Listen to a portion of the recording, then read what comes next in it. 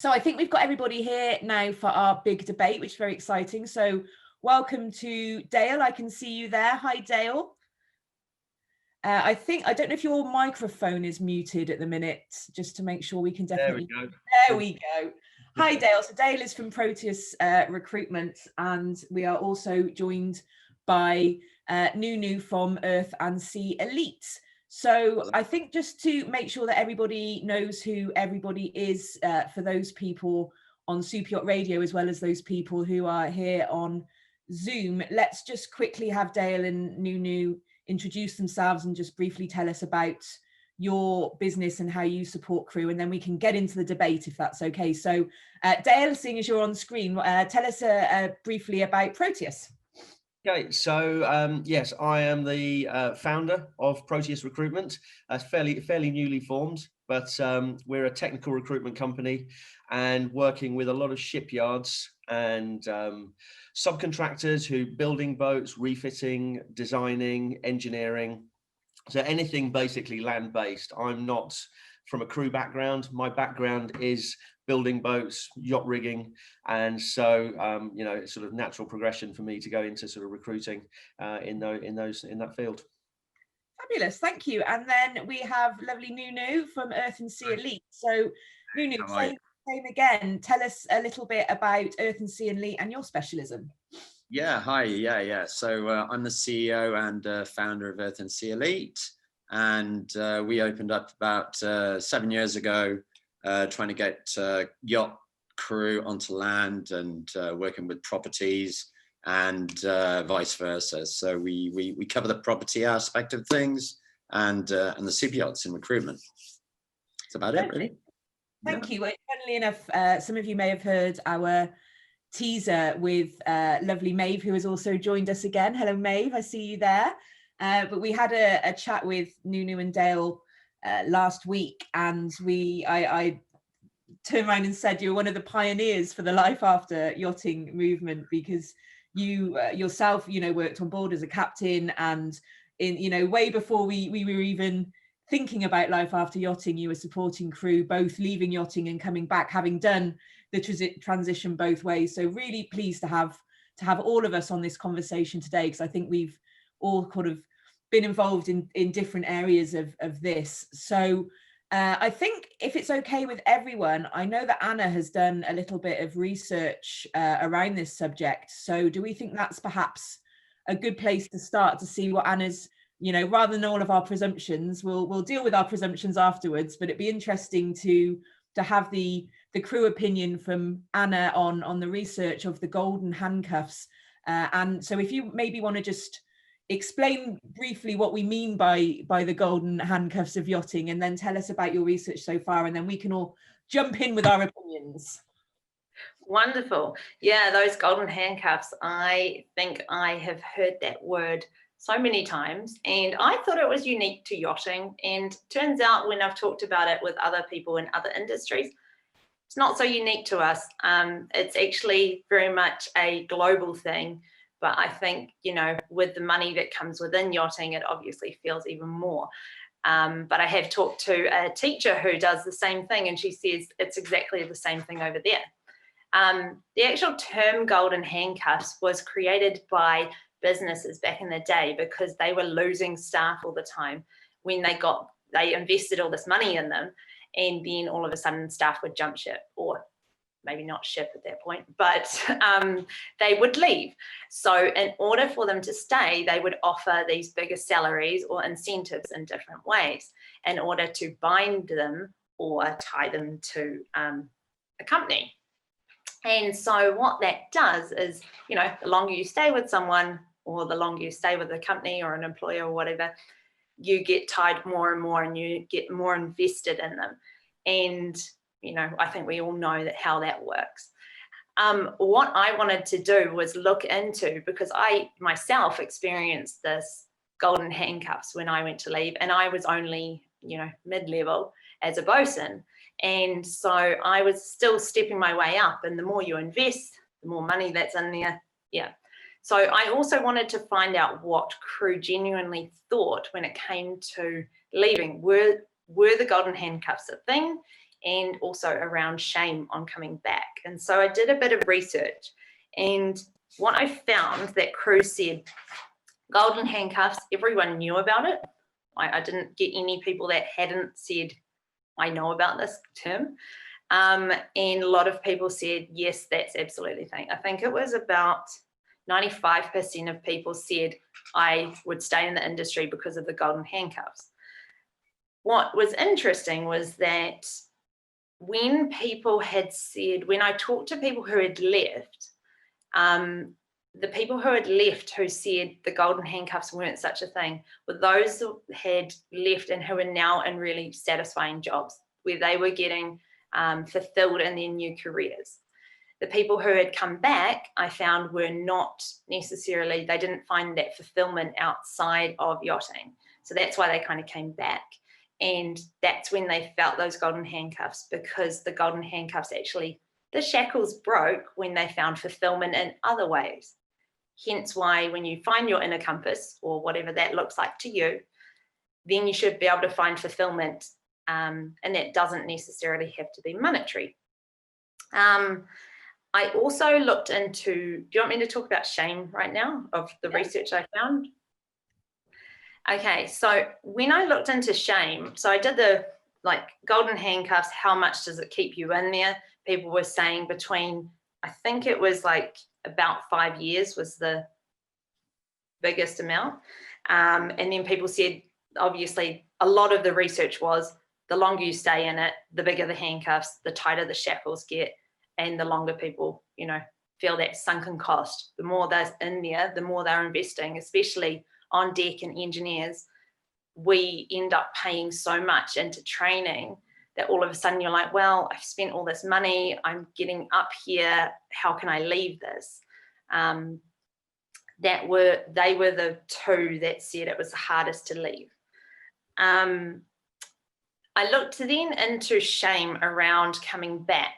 And that's something that when I was in the industry, I noticed.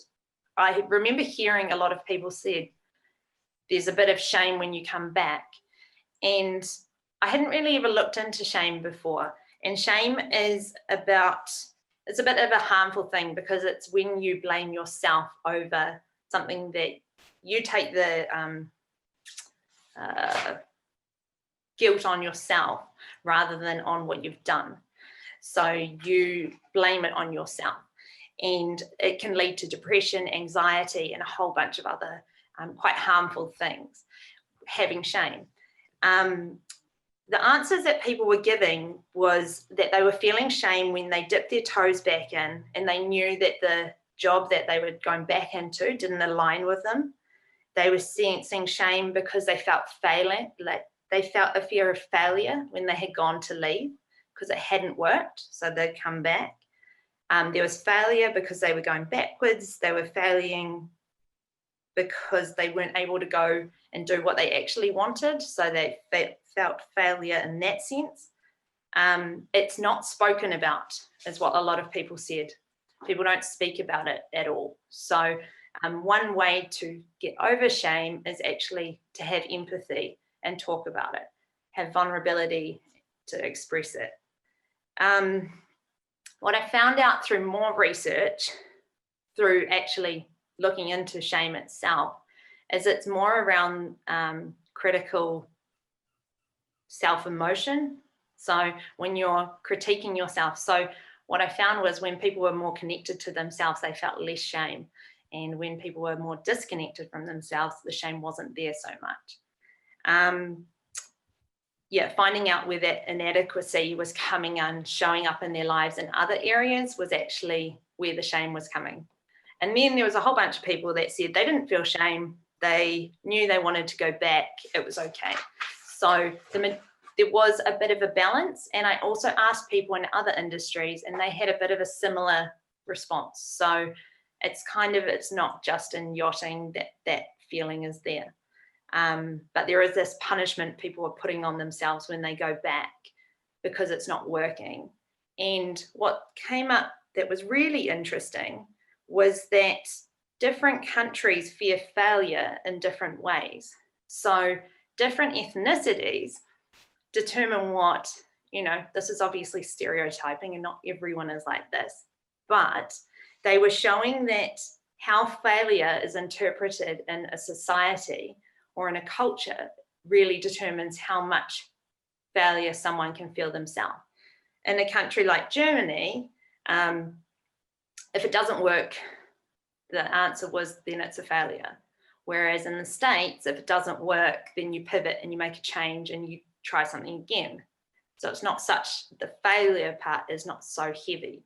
The response to Holland was average is good enough, and Turkey was if you don't meet the standards at all, then you failed.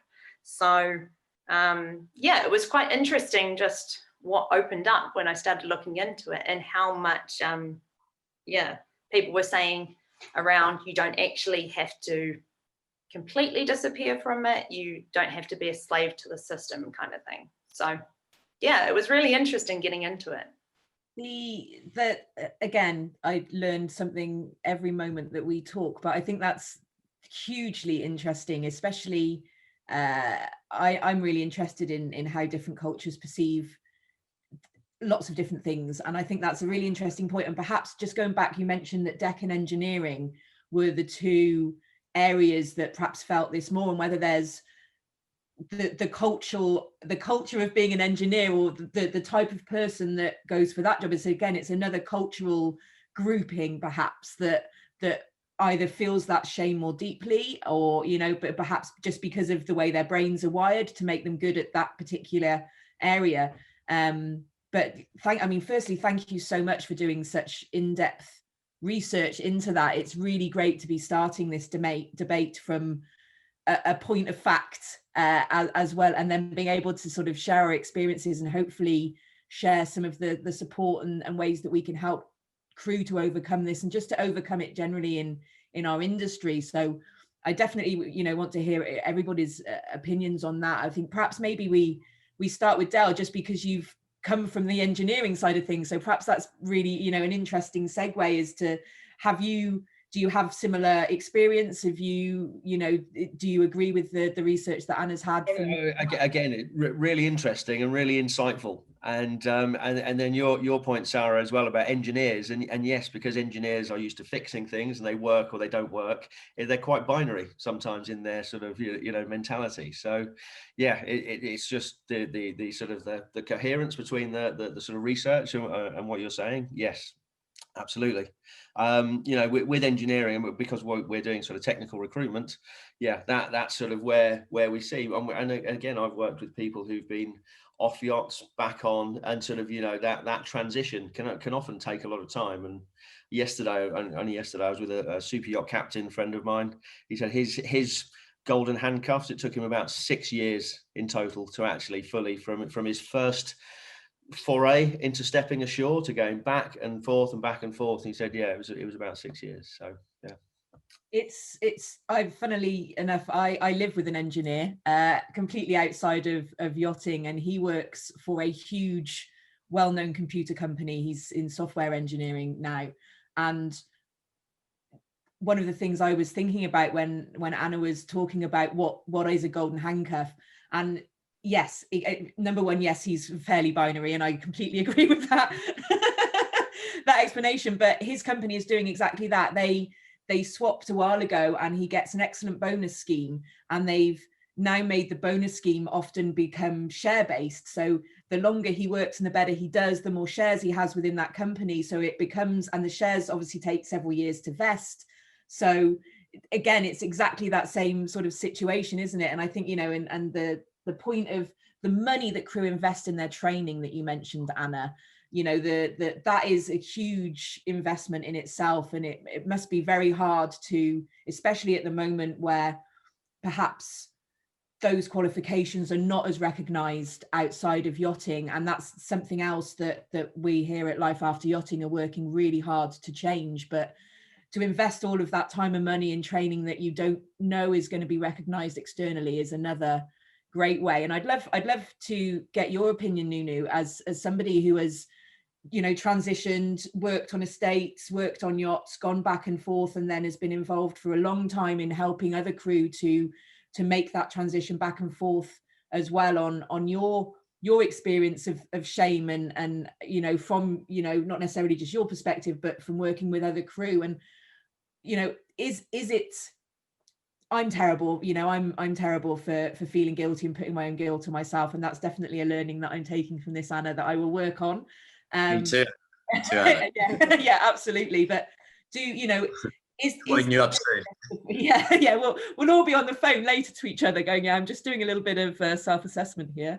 No shame there, no shame there. But yes, with your experience, Nuno, you know, is the shame justified? Do the, you know, the employee, you know, the captains, the yacht management companies, the people who are going to be employing these crew, do they have an opinion on, you know, the transition back to land? Does that affect their success on coming back into yachting? Donna earlier on explained that actually, you know, a chief stewardess that has perhaps worked on an estate for a while is honing and creating even greater skills that hopefully a good captain or yacht management company would value. But what are your experiences with? I think, yeah, thank you, Sarah. But I think today's world is a lot different. You know, working in private estates, in family offices, you know, the corporate world, or in the super yacht industry. I think the incentives have changed a lot over the years. You know, I remember when I was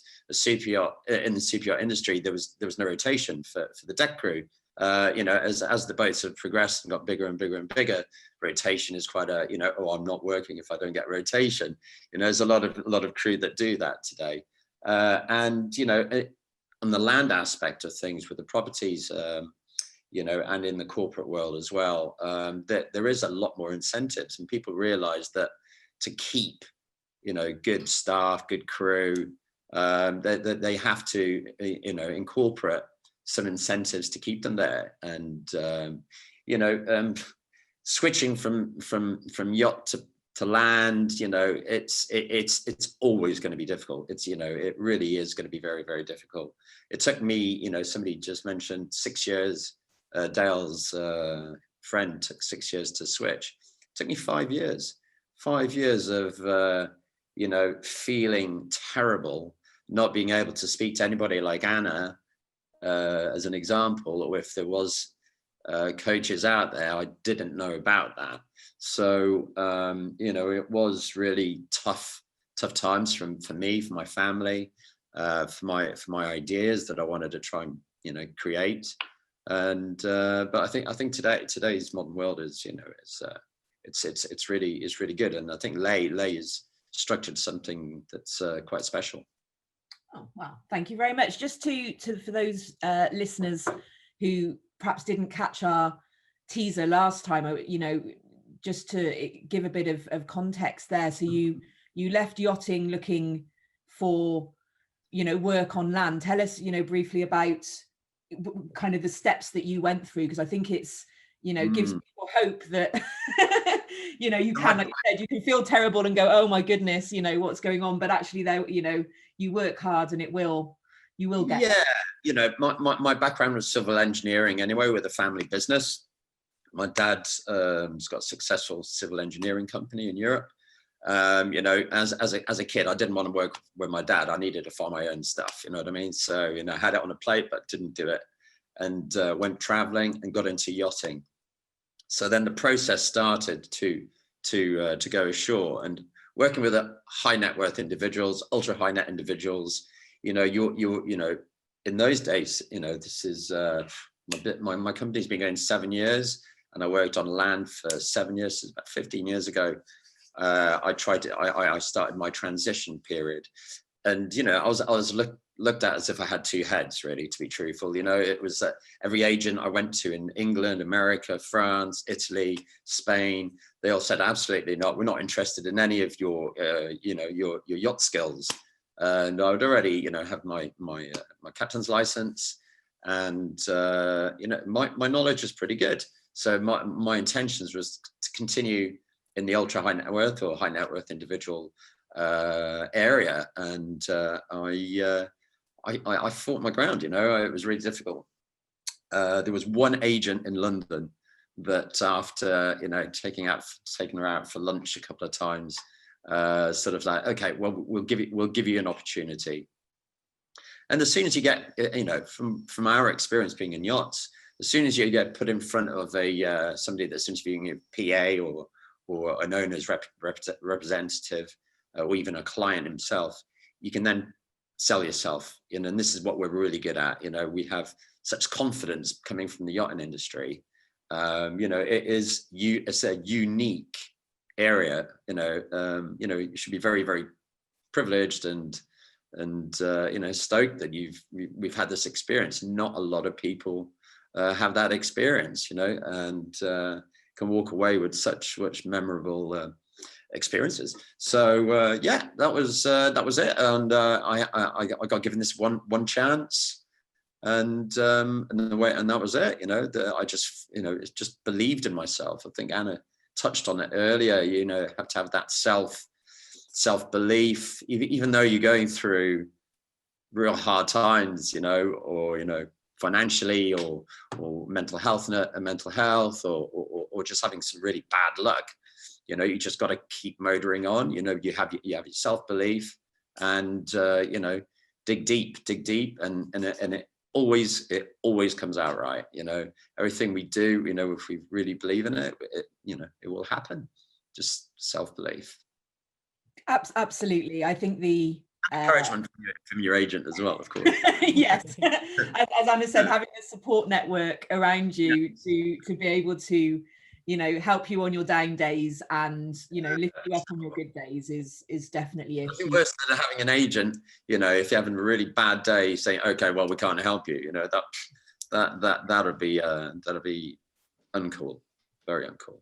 It is. I think one of the things we're learning here, and on the shame side of the golden handcuffs, is number one, absolutely, Anna, you're right in that we put the shame on ourselves, and that's something that at least through help and support, and I love the fact that you have, you know, workshops available for crew to arm them with the toolkit to overcome that. But it's something that each one of us can help ourselves with by reaching out and getting that type of support, but also how we can help as an industry to make sure that crew don't feel like that. And I think the support of good recruitment agents and, you know, movements like the Life After Yachting support network is really important. And I'd be really interested, actually, Maeve, in your thoughts around shame. Maeve, you've got a very useful part American and part European background, so you might be able to give us some opinions on on both sides of that, and, you know, what you think about that, the whole different people and how that affects everyone. Well, actually, it was when Anna was talking about culture, you know, I was actually thinking in many ways, for many of us, be it Europe or America, we see success in monetary terms. Do you know, the ones who have the 5 cars or the 2 houses, or that's how we value success in life. But I was thinking of one of the longest research that was ever done was done in Harvard, and it was started, I believe, in the late 30s.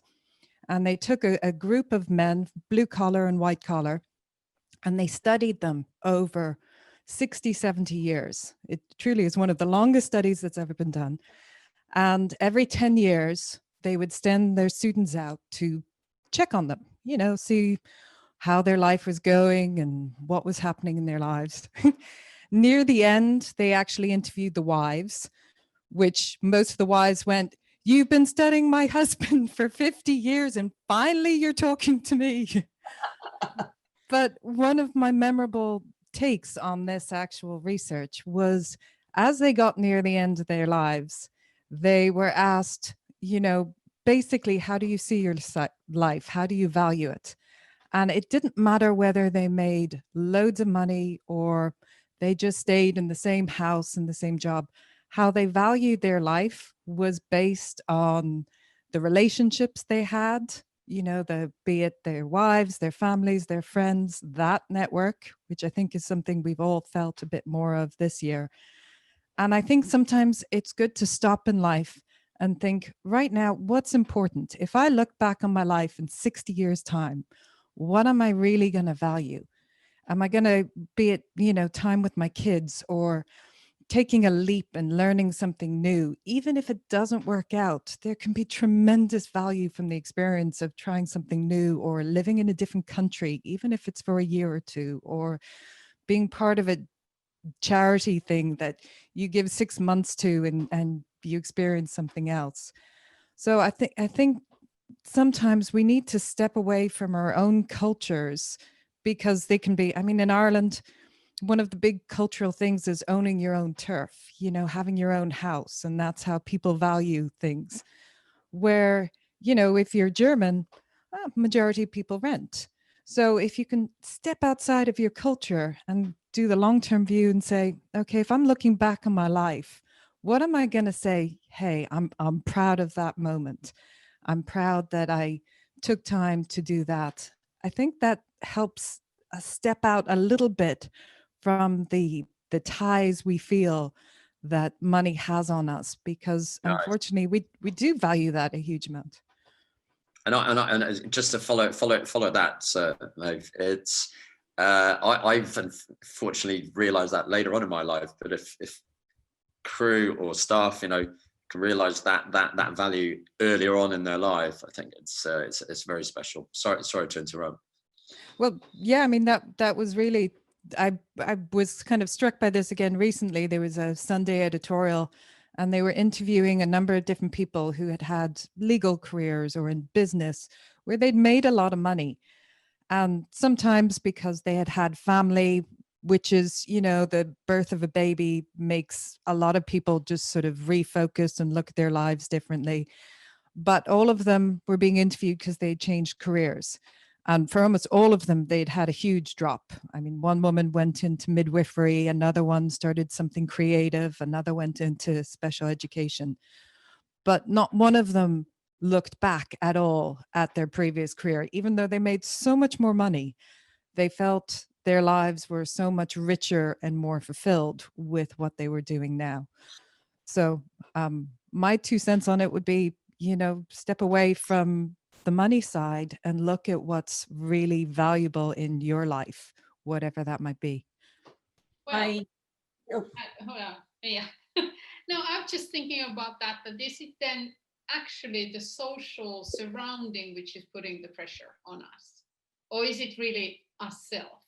Do we feel the shame, or do we collect the shame around us? I was just thinking actually that because we work in yachting within such an affluent industry, and there is such a focus on wealth, just purely because of the individuals involved here. I think it's even more so, yes, that I can imagine working on a yacht, surrounded by looking after people who have been very financially successful. I would imagine it's very easy to think that is the only parameter of success that you need to work towards. And with the greatest respect in the world to everyone, there will be very few of us that get to own a level wealth, no matter what we do in life. And so it's a pretty high bar to set your standards at, isn't it? And I think now more than ever, with how things have changed, and some of us, as we spoke about early this morning, having that time of reflection to be able to look at what is important. I think that's hopefully something that we can share from today with people that, on social media and our other channels, that yes, there are many factors of happiness, and it is so important, I think, to make sure that financial success isn't the only thing that you grade your value against, for sure. So yes, and I think that being surrounded by so many other people, like you said, socially, everybody is earning good money, and we're in this area of affluence. So of course we're probably collecting shame because we don't, we've got so many people that we don't want to let down necessarily. It's interesting when I looked into it, because they said shame can be experienced in 3 ways. So it can be negative feelings that you have on yourself, so no one else knows about it. It can be shame that you experience from your peers or society. And the third one is you can experience it secretly, and it's completely, you don't even know, it's a subconscious thing. So it may be generational shame.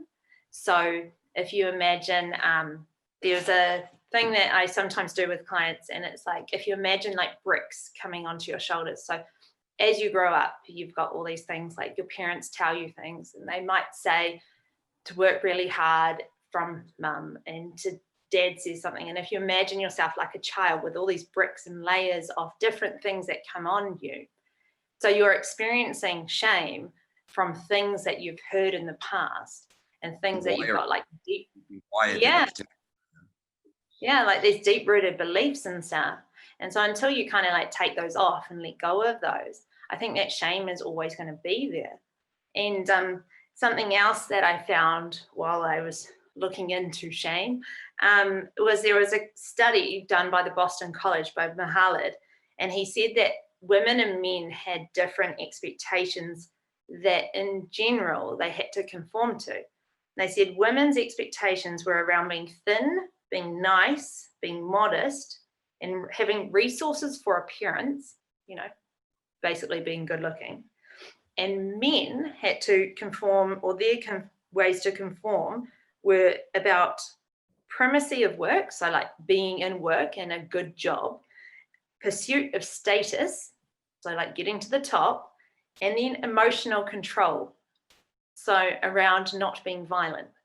So it's interesting, like, to look at those two and go, right, so subconsciously there's all these other things going on, but you're also conforming to a like gender thing that's set up in like a lot of our societies. So kind of being aware of that, I think, yeah, now even myself, I'm like, oh, right, okay, maybe there was some shame that I had been holding on to that's around, like, you know, different things and different aspects. So that, yeah, it was really really interesting, and perhaps that explains a little bit around why, again, Deck and Engineering are the departments, because they're often a male dominated, you know, area within working on a yacht, aren't they? So perhaps that feeds and kind of supports that learning that we've had as well, that it's their subconscious, you know, probably back from childhoods, you know, expectations that their headmaster of, you know, when they were 7 years old, gave them, everybody, a lecture at school about, you know, I went to an all girls school, and I really enjoyed I was very, very lucky. It was a great school. Didn't get huge bullying or anything like that, so it was quite a nice education. Because I know some people in single sex environments have suffered horrifically, and into they're often, you know, little pots of yes. Anyway, mine was an old school all girls high school, and we were taught, you know, I can remember teachers going, girls, you are the creme de la creme of society. You are, because it was a grammar school, so, you know, we were sort of a section of, you know, supposedly the you know, top level of intelligence picked from the younger schools, whatever that means. But girls, you are the creme de la creme of society. You know, you are in the top 5% of England's you know, up and coming stars. And one even turned around to us and said, you will either be doctors or married to a doctor, and that is what you must. And it was things like that are, you know, said to you as a young impressionable kind of 11-year-old, and you're like, I don't want to be a doctor, you know. And does that, you know, and you kind of, luckily, you know, I'm of a generation now where so many opportunities were out there for us that I think a lot of that luckily brushed off our shoulders. And I actually don't know any of us that became doctors. I think one of us married a doctor maybe, but that was purely through choice and love, so that's fine. But certainly in years gone by, so for some of the people that perhaps were in education before that, you know, you had no other choices. You just followed the path that you were taught by your educators and by your parents, and they are huge bricks on your shoulder to overcome. So anything that we can do to help people knock those over is great. And I think that the point you made, and I think Nuno made as well, in fact all of us, but talking about it is really important, and actually being able to discuss that with peers, with friends, with family, and there's no shame. There is no shame. Yeah.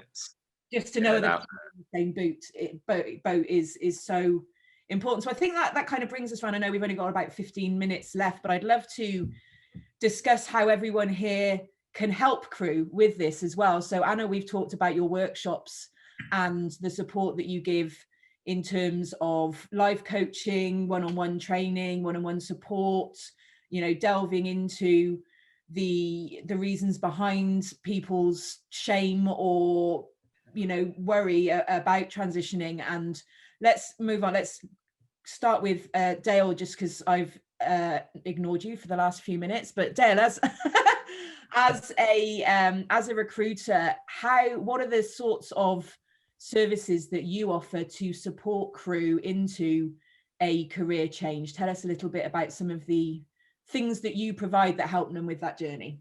Yeah, well, I mean, first and foremost, I have actually worked and successfully placed people coming ashore. Generally, as we were talking about, sort of deck engineers, people going into sort of those kind of roles, and it's, first of all, love to talk to people, and you know, it's part of my job. So anybody who's listening, anybody that wants to have a chat with me about what are the opportunities that are out there, how can I possibly, what's available to me, you know, this is my experience, and it's helping those people to recognize how that experience, what they've done on board, can actually translate into something shore-based, especially from engineering, captaincy, what, you know, those sort of more senior roles, the organizational, the, you know, transitions into sort of project management, project engineering, that kind of sort of thing. So yeah, definitely working with people. We can help people with CVs, tailoring CVs, and actually being able to extract those skills that they've got, the skills that they've built from being on board, and actually highlight those and how they can.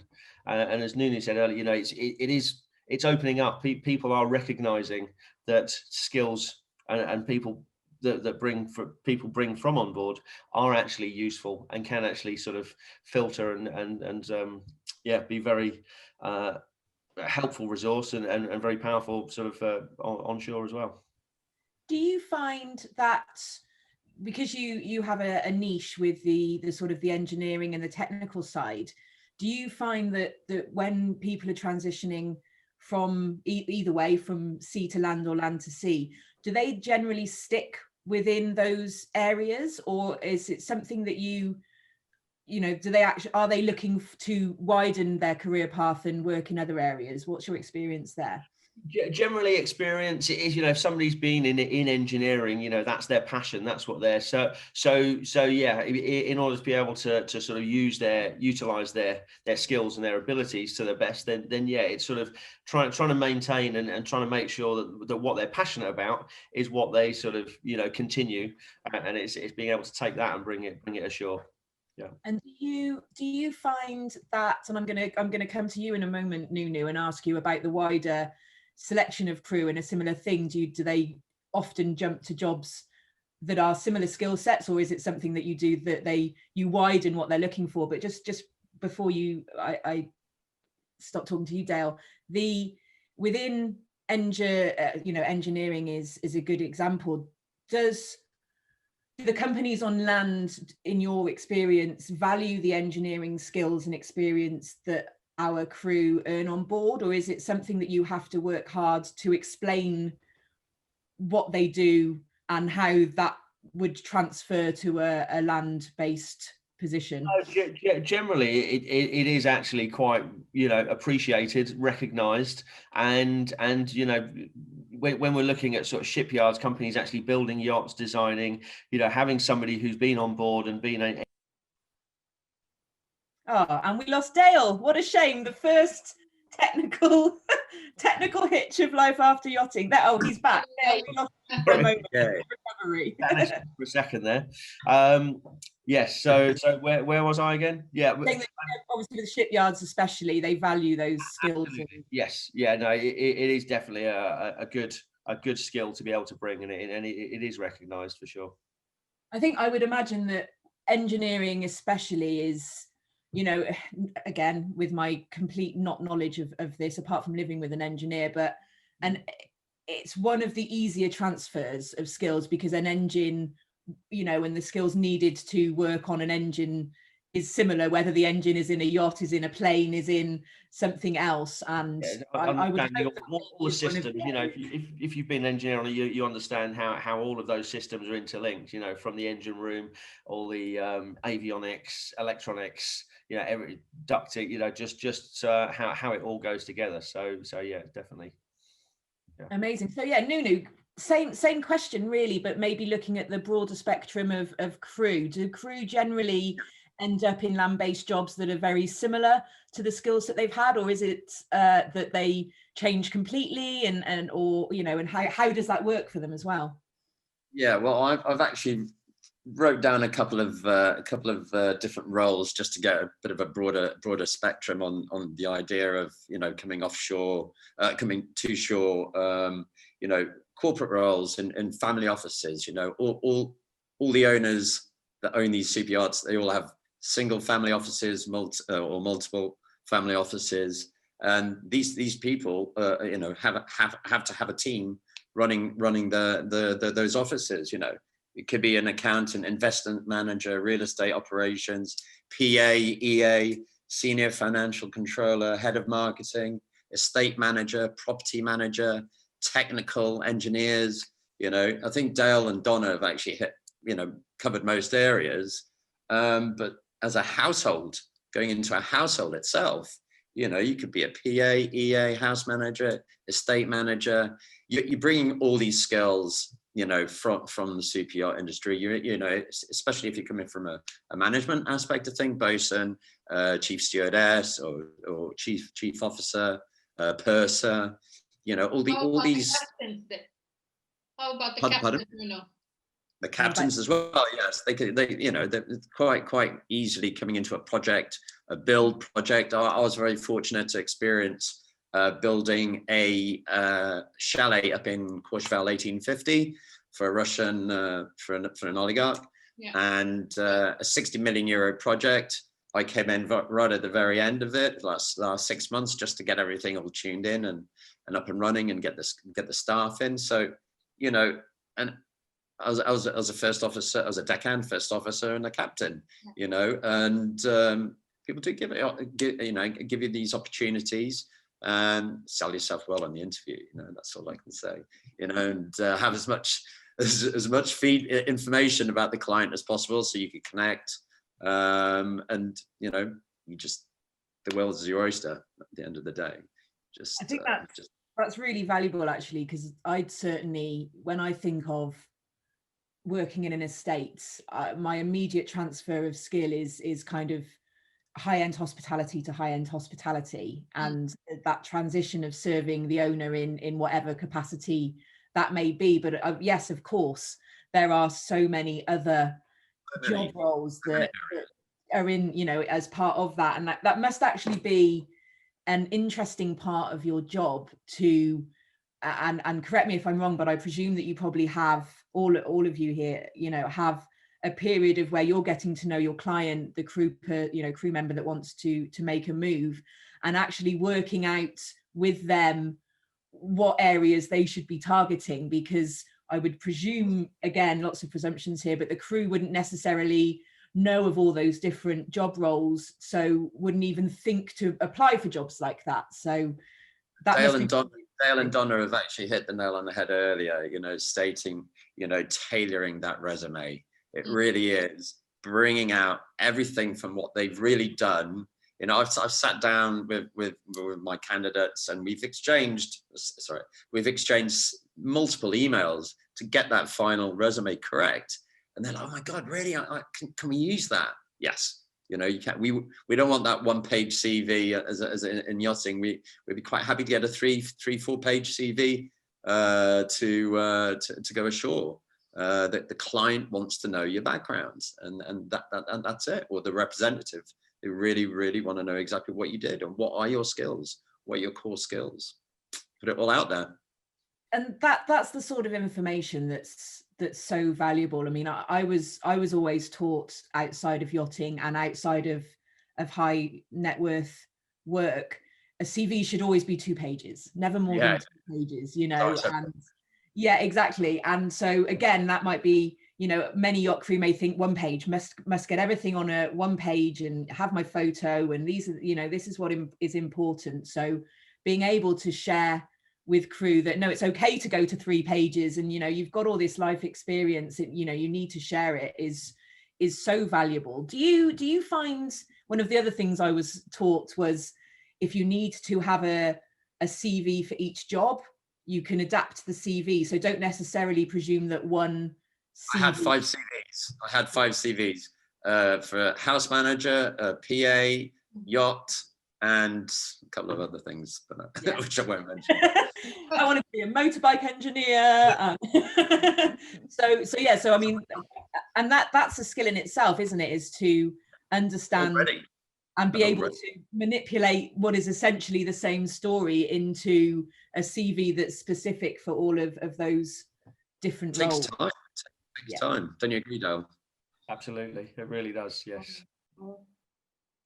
So we are getting towards the wrapping up point here. So I think we've made good progress, haven't we? And I think that we've I love the fact that we've all shared some personal experiences and opened up some of our own vulnerabilities, which hopefully will encourage crew to do the same and realize that the shame isn't out there. And if they're feeling that shame from another source, or whether they're feeling that shame from their own personal experiences, that there are people and tools out there to overcome that. And actually the opportunities both on land and on shore are really there. So before we kind of move on to the final wrap up with Titta, Maeve and I, is there any last points that anybody would like to make? And we'll move on from there. I just had one thing to add, was just around the same thing, is just that while yacht crew are on the boats, just learn as much as you can and use your time to get as much out of it, because it's such a unique time that you'll have, and you've got so many amazing skills. And you know, like what we've all been saying, is there are so many amazing skills and they are transferable, but they might not look exactly the same. And so it's about like just learning as much as you can and like honing in on those things, because when you kind of reframe them, they're actually like, you know, yacht crew are very, very talented people. Like very talented, very efficient people. So, you know, and making that brand, like making your own personal brand and knowing who you are and actually just believing in yourself, it can make a world of difference when it comes to doing the next thing. You can go and like create your own path rather than having to sort of feel like you don't have something to go to. Very wise. Those courses are worth it. Yeah. I suppose the last point then, I think, just before we go, which I'd love to hear from the 3 of you, is there a good time for crew to approach a life coach or a recruitment expert? You know, is this something crew have spoken to me in the past, and you know, and we've all shared the transition traditionally could be quite a long process. So should crew be getting in touch with all of you just because they are just thinking about a life ashore and want to explore, or should they be at the point where they're ready to make them? You know, is there a good point? If we start with you, Anna, just because we're with you, and then we'll work along to Nuno and then Dale. So let us know. I think even before you join the yachting industry, if like that whole thing of knowing your inner compass, if you knew that before you went into the industry, my God, what a world of difference you could make while you were there, and just like knowing who you are the whole time. So yeah, there's never a better time than now. I feel that's a little bit cliche, but I feel it's absolutely true, because whether you're transitioning, you know, I've got people who are transitioning in 2 years, in 5 years, and other people who are like on their way out now. So there's no like better time than now, really. Well, exactly. And if you can improve the remaining time on board, or even if you use the tools that you share to actually go, no, do you know what, I do want to be on board, but perhaps I want to work on a different department. You know, there's transitioning within yachting as well, that those tools would be just as useful for sure. Yeah. So, or even just changing some stuff so that you're happier where you're at and you're more fulfilled. And it might not even be that you have to change your job. You might just need to include some other aspects in your life again that make you actually really happy. Perfect. So Nuno, your thoughts as well. Is there a good time for crew to start approaching agents? Well, I think any time, you know, Rome wasn't built in a day. That's all I can say at the minute. But you know, to transition over, I personally, to make it smooth, you know, you're looking at between 1 and 3 months to have the, you know, the connection with your agent and to get the resume accurate and to start putting yourself out there. I think it'd take a few weeks just to get organized and focused and understanding the what you're just about to put yourself into, and have a lot of support. So, you know, we're here. Dale, Anna, Donna, you know, Sarrah, Titta, we're all here to support everybody in lay, and you know, it's the way forward. Yeah. Perfect. And then Dale, finally, for you, are engineers more impatient or less? No, I mean, again, just to sort of resonate what Anna and Nuno said, you know, I mean, there is no time like the present. You know, I'm talking at the moment with people who are looking at transitioning next year or the year after. But right now, being able to identify what it is that they want to transition to, what, you know, where do they see themselves going, and that may define now what their actually focus is while they're still on board. It's okay. What can I be doing in the meantime while I'm preparing to transition? Where can I be focusing? What can I, as Anna said, you know, learn everything you possibly can in the present. So you know, and how can I tailor that now so that I'm more suitable, more prepared when the time does come. Perfect. Well, thank you so much, everyone. It's been a real pleasure talking with you all, and I've certainly taken away some personal insight as well as some additional knowledge that I think we can share with the members of the lay movement and the wider super yacht community. And again, as we've said before, everyone on here is contactable via the lay portal. So pop over to lifeafteryachting.com. You can register if you haven't already. It's completely free for crew. You can contact the partners here and also our wider support network for support and advice. You can find onshore opportunities both through our agents here and then other partners who are offering jobs to, you know, onshore jobs themselves. And we're going to be running through a few of those opportunities in the wrap up in a moment. And we're all here for you, really. And don't take that shame alone and share what you're doing. So thank you very much, Dale. Just Dale Fisher from Proteus Recruitment. Thank you. Cheers. Thank you, Nuno from Earth and Sea Elite. Very much. I appreciate the opportunity. Oh, no problem. And thank you, Anna from Anna Petchell Coaching. Thank you very much for having me. Oh, no problem. And then so indeed, it's been very, very educational from all of you. So I think we're going to wrap up now with Titta, Maeve and I. So you guys are released. Thank you so much. Very much. We will, I'm sure we'll be speaking to you all again soon. Thank you. Thank you all for being part of lay and supporting us. It's a pleasure. Always.